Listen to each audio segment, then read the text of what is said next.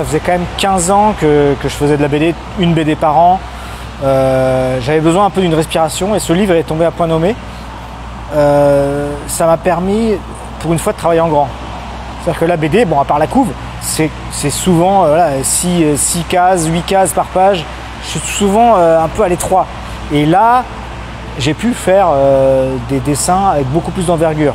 Et j'ai même proposé qu'on fasse des doubles déployantes, c'est-à-dire que quand on ouvrira le livre, à 4 moments dans l'histoire, on ouvrira les 2 pages et en fait on a un grand dessin qui fait 1,20 m de long.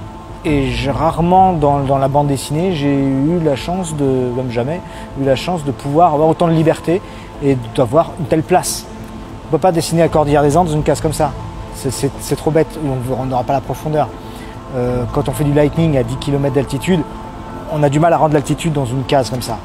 Là, avoir des pleines pages, avoir des déployantes, c'est comme si on visitait une galerie, on feuillette une galerie de la vie de Saint-Exupéry.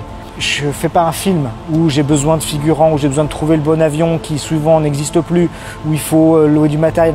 Moi, avec un papier et un crayon, je dessine la Cordillère des Andes. Je dessine la T28 au-dessus de Buenos Aires de nuit.